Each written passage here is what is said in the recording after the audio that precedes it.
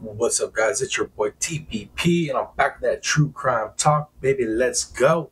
Before we jump into this, another day of the Scot Peterson trial, do me a favor, smash that like. And if you haven't already, if you're part of that 60% of people watching my videos, returning and watching my videos without subscribing, come on, it's time.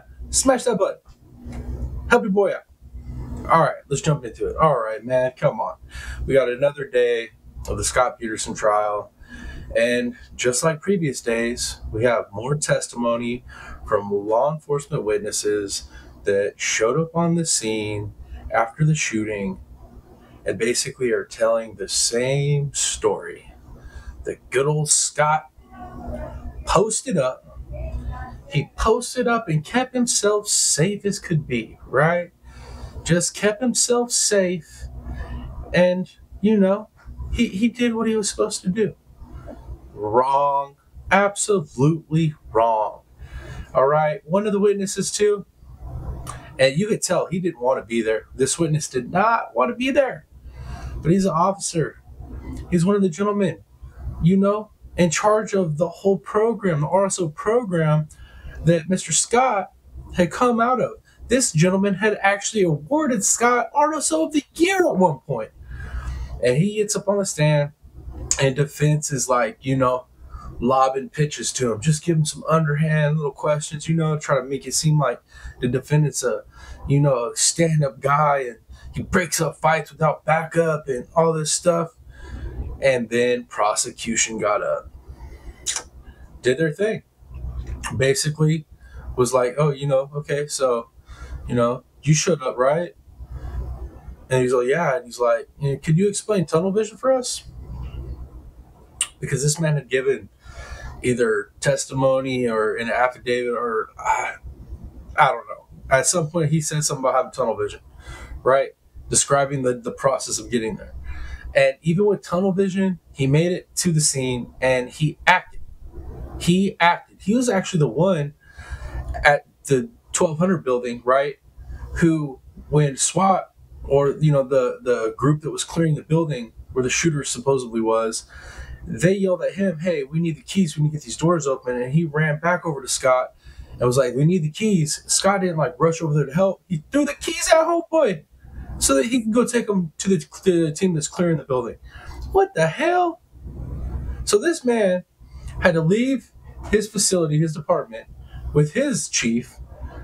They're rolling out. He's got tunnel vision. He can barely drive. His chief's telling him, hey, man, or captain or whatever. And he's telling him, hey, you're going to kill. You're going to get us killed, dude. And he was saying, hey, like, I've never experienced tunnel vision before, and that's what I had. But he had tunnel vision, and he still managed to show up and do more than Scot Peterson did. What the hell? And then check this out. Here was the defense for it. Here's the defense for the whole thing today, right? So it wasn't about trying to make Scott look good about, you know, he breaks up fights and this and that. It wasn't even about that today. Today, you know whose fault it was? It was the radio system's fault today. Yeah, the you know, connecting the departments and the two jurisdictions that showed up, that's whose fault it was, you know, because, you know, there was radio issues. Scott needed to stay in place so he could orchestrate things. Capping, bro. Get out of here with this. I'm gonna tell you what, dude. Like, if you want to see a absolutely horrible defense strategy, and then you want to see what an attorney does when they have zero defense, how animated they get, go watch this trial. But like I said, it's a hard trial to watch because some of the witnesses you're going to see and some of the details you're going to hear, it'll break your heart. It'll absolutely break your heart. But if you want to see a defense attorney struggle and just basically resort to, like, theatrics, go watch this trial. You will see it on full display. This gentleman,